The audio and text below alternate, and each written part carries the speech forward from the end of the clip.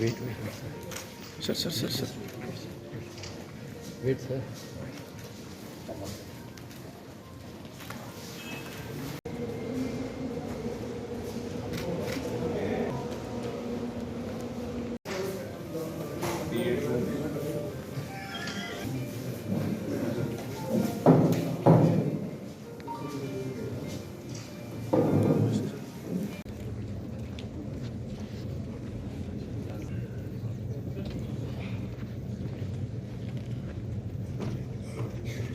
Minister's Office, Department of Personnel and Training, Earth Sciences, Atomic Energy, Space, etc. To Shri Jugal Kishore, round of applause.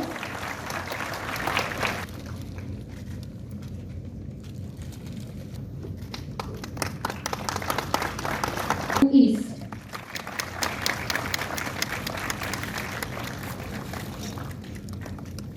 Sorry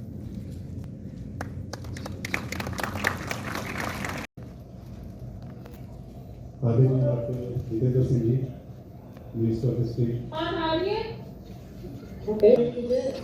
ministry of public defence and प्रधानमंत्री मोदी जी को हमें virtually सुनने का मौका मिला और जैसा कि आप सब जानते हैं कि गत 10-12 वर्षों में जब से प्रधानमंत्री मोदी जी ने इस देश का कार्यभार संभाला है, हमारे जितने भी योजनाएं रही हैं अधिकतर युवा केंद्रित रही हैं।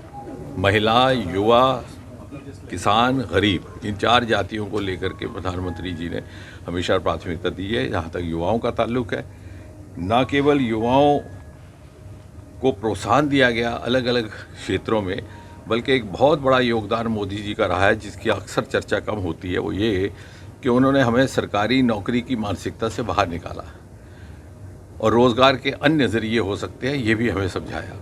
उदाहरण के तौर पर इस देश में स्टार्टअप्स की संख्या 2014 में मात्र 350 थी, आज बढ़कर के 2,30,000 हो गई। हम दुनिया में तीसरे दर्जे पर आकर खड़े हो गए। इसी तरह से अनेकों ऐसी स्कीमें, मुद्रा स्कीम, 10-20 लाख रुपया नौजवान बिना ग्रेच्युटी के, बिना मॉर्टगेज के सरकार से ले सकता है अपना काम धंधा शुरू करने को। मेरे ख्याल से एक ऐसी योजना जो शायद परिवार में भी इस प्रकार का सहयोग प्राप्त नहीं होता। रेडी वाले हमारे नौजवान युवा जिनकी कभी चिंता नहीं की गई थी, उनके लिए प्रधानमंत्री स्वनिधि योजना और ये मुद्रा योजना के तहत भी अभी तक लगभग 38 लाख करोड़ रुपया वितरित हो चुका और इसमें लगभग 60% बेटियां हैं, महिलाएं हैं। और इसी तरह अलग अलग क्षेत्रों में युवाओं को प्रोत्साहन देने का कार्य इस सरकार में हुआ है और उनके लिए अनेकों विकल्प खुल गए हैं। और आने वाले समय में जब मोदी जी विकसित भारत की बात करते हैं तो यही वो युवा हैं जो सन 2047 में जब आज़ाद हिंदुस्तान अपनी 100वीं सालगिरह मनाएगा तो ये prime of their age, prime of their expertise रहेंगे। और इसी के चलते आज देखने को मिलता है कि दुनिया में हिंदुस्तान का वक़ार और हिंदुस्तान के युवा का वक़ार पहले की तुलना में बहुत ज़्यादा बढ़ गया है। सर, नेपाल में जिस तरह से